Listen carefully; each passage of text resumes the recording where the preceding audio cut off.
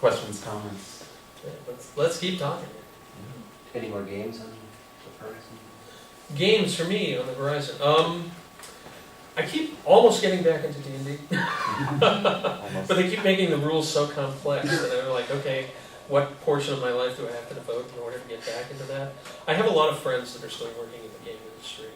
Jamie Chambers among them, and Jamie and I keep talking about. I have a new kind of fantasy spin with dinosaurs based on old stuff that I'm kind of wanting to do, and I keep talking about it, but then we keep not mentioning because he's hanging out with the guild people and the firefighter people and all the other people that he hangs out with.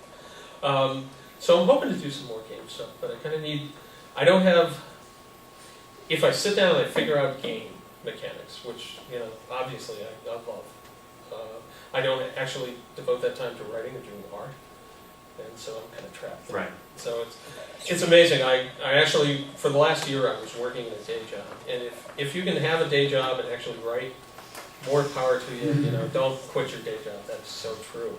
But I ended up losing that job, and I've done more writing in the past 3 months than I did in a year. Best thing that ever happened, wasn't it? Right, and it was not from a cash flow standpoint, but from a creative standpoint, I got almost no writing. I published one book, the Roswell book, which is it's a thin book, in that year. And this book, this year I've got a book that's the size of a phone, already that's in it. Do you think there's still a future for time paper games? I hope so. We were talking about, I'm in a writers group. I don't know if any of you write, but if you do, having a writers group can be really, really important for feedback.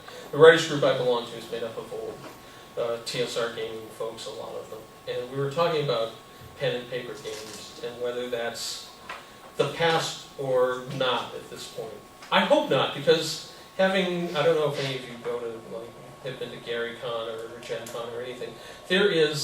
I enjoy playing video games. I enjoy playing the Xbox along with my kids.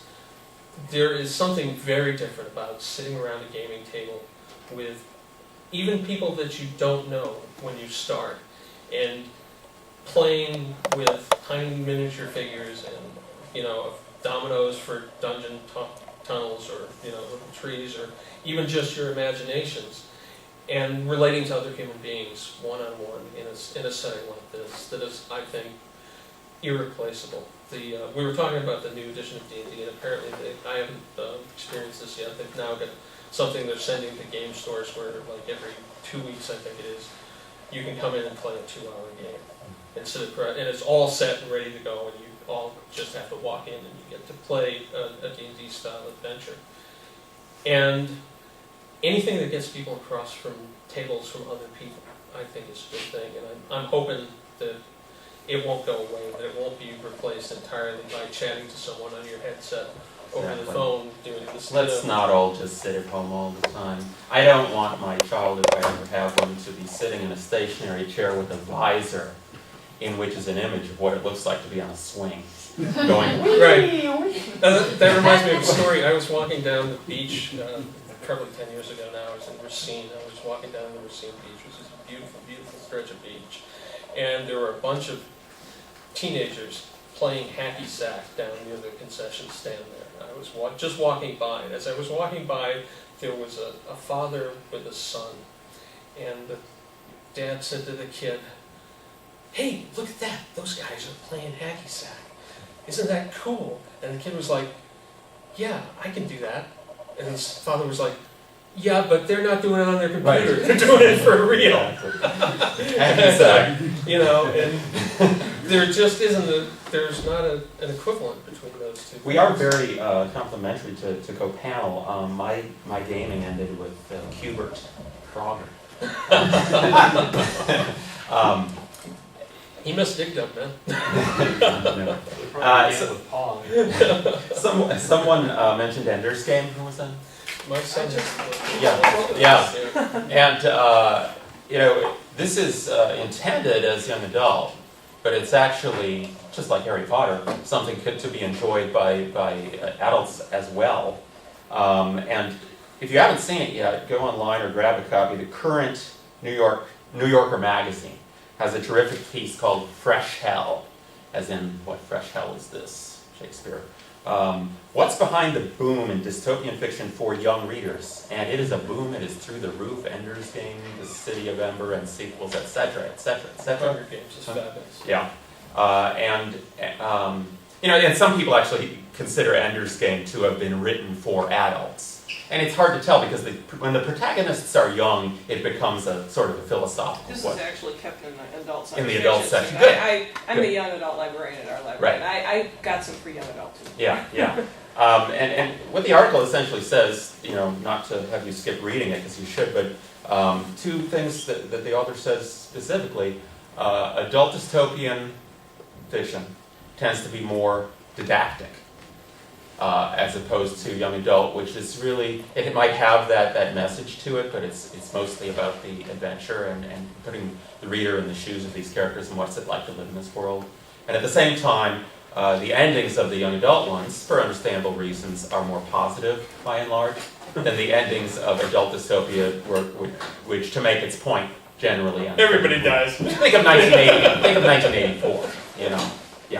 Don't you think of I think it's called Other Worlds or Other Lands? It's where the people basically they get lost inside the internet. It's a series of 4 books. Tad Williams. Tad Williams, yeah.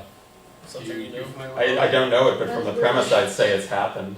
It's a little scary. There's such a On our deathbeds, is any of us going to be wringing our hands and shaking our heads and saying, if only I'd spent just a little more time online? I hope not. And there was someone over here too, yeah, go ahead. It's very hard to get an agent interested in even looking at science fiction. Yeah. So do you? It's hard to get an agent, period. It's hard to get an agent, period. But then they're like, don't even try with the science fiction. So do you take a dystopia book and try to sell it as not science fiction or not speculative fiction? Oh, it depends. I mean, if there is speculative fiction that is not science fiction. Right. There are dystopian books that are not science fiction. It would depend. I would have Have to. you finished it? Yeah. Yeah, so it's completely Yeah. done. Yeah. What is it? It's Dystopian speculative science fiction? dystopia. It's dystopian but not sci-fi. I've process questions for you. Okay. You finished the entire thing beginning to the end. Have you gone?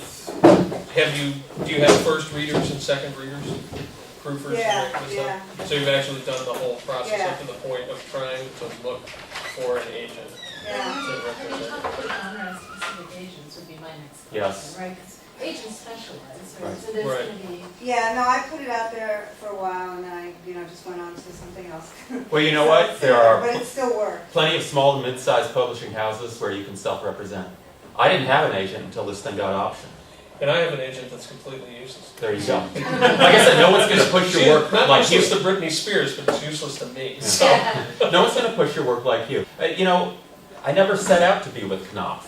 Yeah. And if you're just happy to have a career and have books and be able to do things like this, small to mid-sized, you know what? You call them up, they know who you are. Because they don't have hundreds of clients, hundreds of authors. So try self-representing. And what do you mean when you say that in terms of? Self-representing? Yeah, just. You can go in Writer's Market and take a look at science fiction, and some will say only accepts represented material. Right. Some will say accepts both. Do you know what? The publishers of Planet of the Dates, by the way, also available at a table and marked down for the fest. They take both. And what they said to me when we signed our contract was, the only difference between if this had come to us through an agent rather than through you is that you would be giving a percentage of this Right. amount Right, up. Right. right. So, Yeah. And one of the reasons my agent doesn't actually work for me is because our deal is anything I scare up, he doesn't get anything up. right. So, And you're aggressive. and Yeah. the stuff I've done, I've scared up. Yeah. Aside from racing.